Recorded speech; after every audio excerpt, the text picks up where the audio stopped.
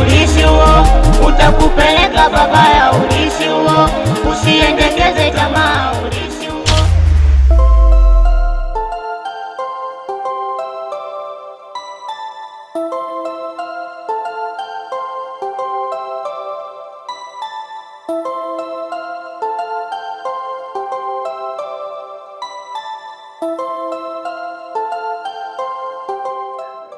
Dada! Dada! Wewe Mama Yasiri?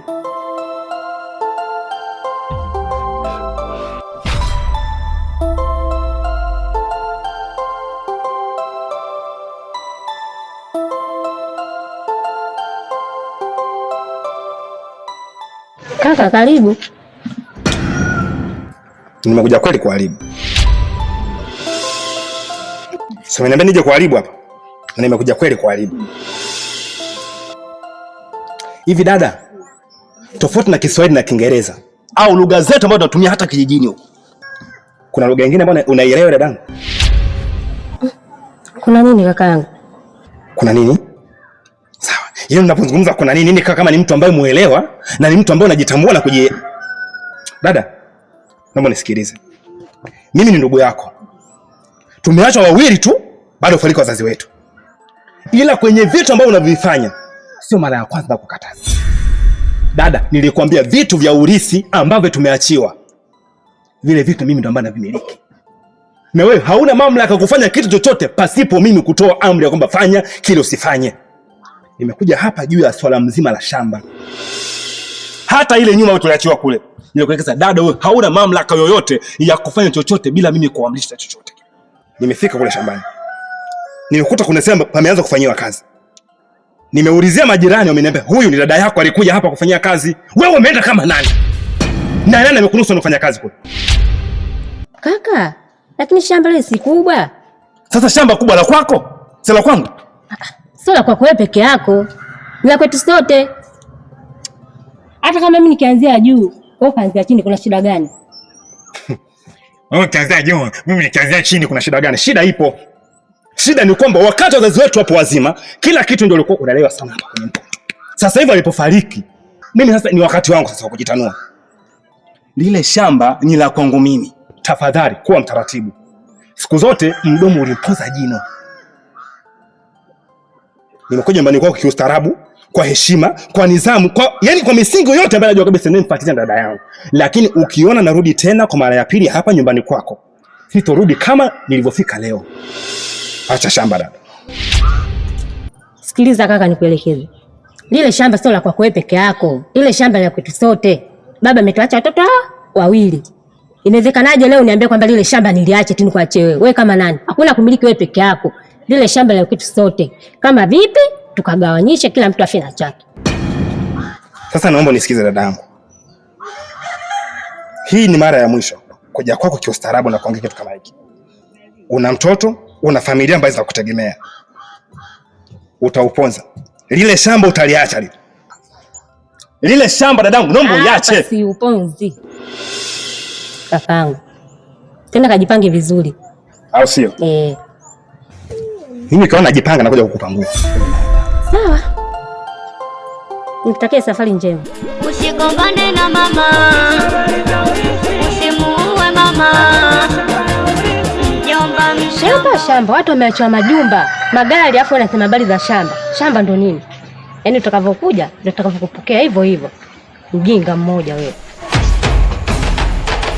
Oya, marumbano, ugomvi na vituko kwenye familia.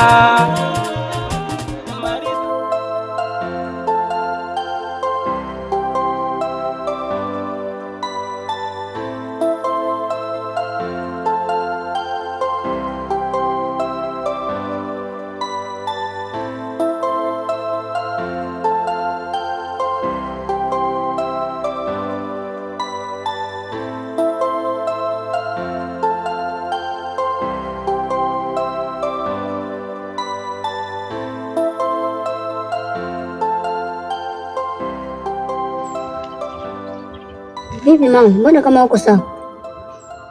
Mwanangu acha tu. Najua siko sawa leo. Afika mjomba wako hapa. Kaweka mikwala juu ya shamba lile. Anaambia kama shamba lile nisilime, nimwachie ni la kwake yeye, sababu ndio mtoto wa kiume. Kwa hiyo kama mimi inabidi nilime pale, lazima nimpe taarifa. Wakati anajua si hapa watoto tuko wawili tu. Lakini leo yeye amefika, ananiambia shamba nisimiliki. Kwa hiyo amesema ukiona anafika awamu ya pili hapa, sijui kitachotokea.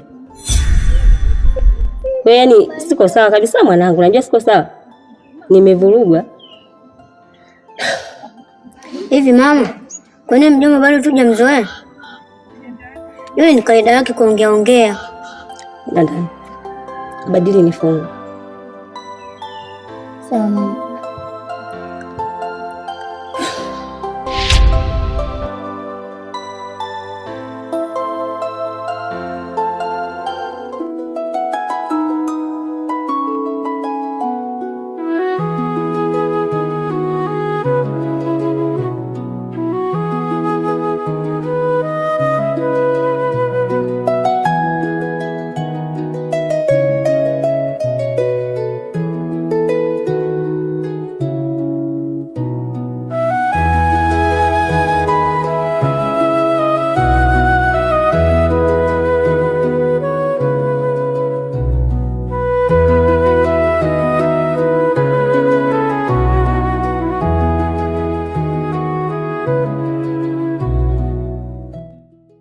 Mtoto mzuri huyo.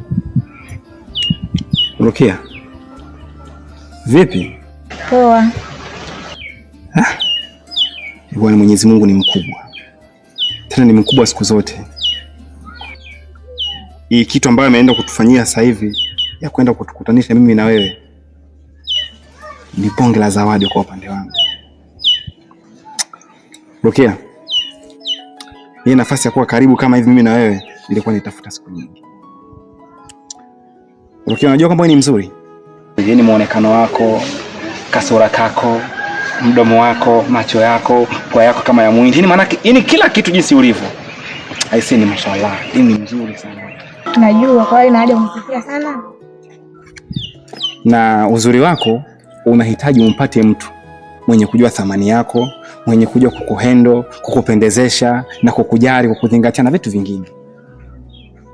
Na huyo mtu Mwenyezi Mungu amebahatisha kukutanisha naye.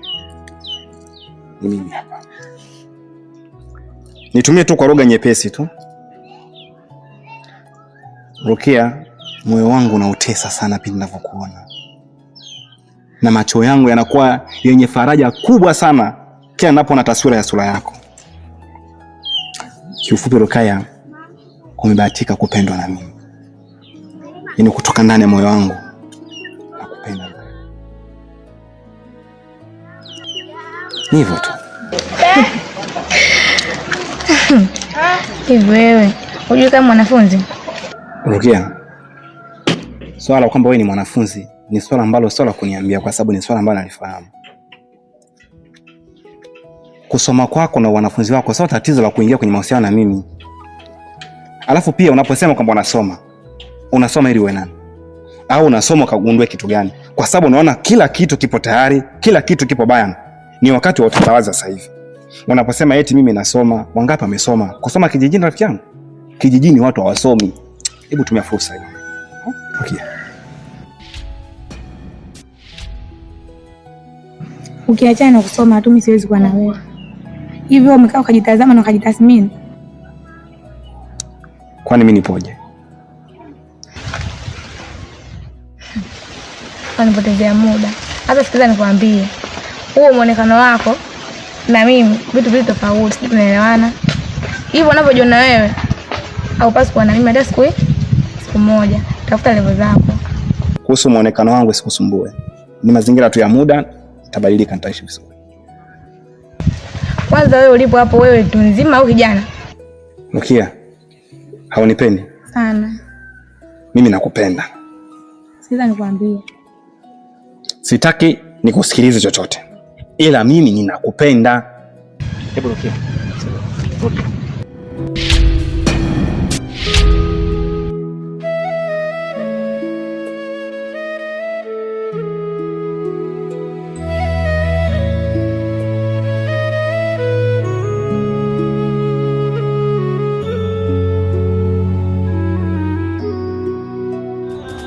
na hili fumbo la penzi nalo linatutesa kishenzi. Eti unaweza ukahisi kwamba ukipata pesa ya kwamba utapendwa, kila kitu utapewa, kumbe no, mapenzi hayapo hivyo.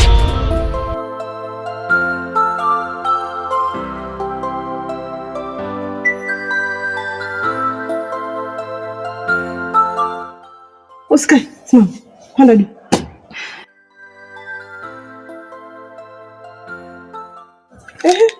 Kulikoni nimekutoa muda mrefu mpaka sasa hivi hujafika, ulikuwa unafanya nini? Usinitumbulie macho, nataka maelezo. Ulikuwa unafanya nini?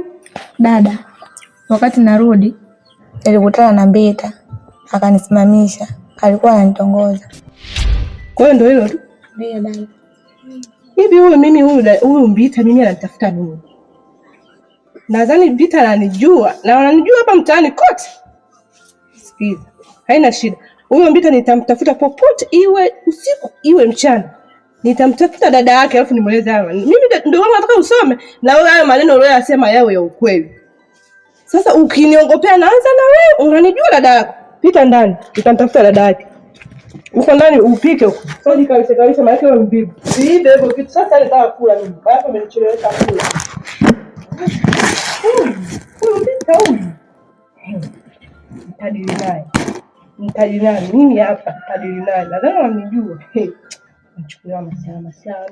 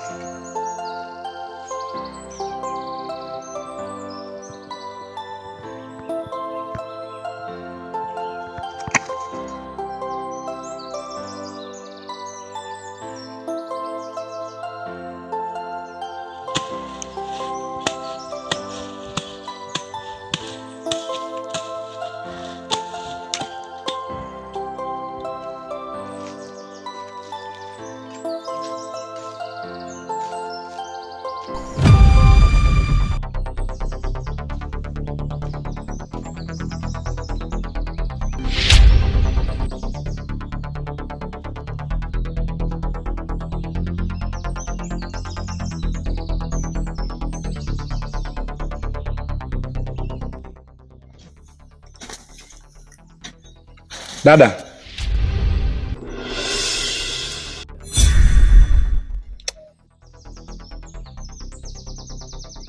hivi nizungumza kutoka wapi uweze kunielewa?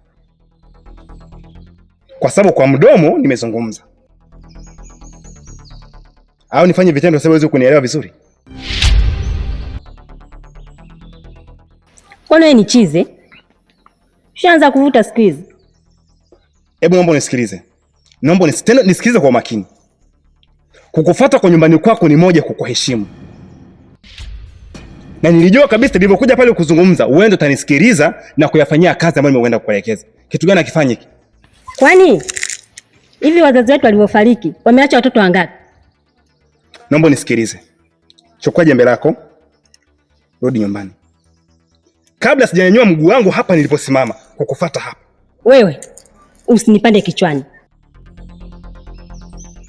Sasa kama wewe kweli mwanaume, sogea. Naomba nisikize dadangu. Huko porini tupo wawili tu. Naweza jambo lote nikalifanya na mtu yote asijue kwamba kuna kitu ambacho kimefanyika huko. Jaribu uone. Mimi nakuja. Jaribu. Nisikilize. Sio kusogea. Yaani ukiona nyanyua mguu wangu hapa nakuja hapa. Nakuja kukufanyia kitu ambacho kitabaki ni historia kwenye dunia hii. Nitakachokifanya shahidi itakuwa ni msitu na hii miti ambayo inatutazama. Njoo. Wewe si kitu ngumu? Ndio. Sasa mimi ngoja.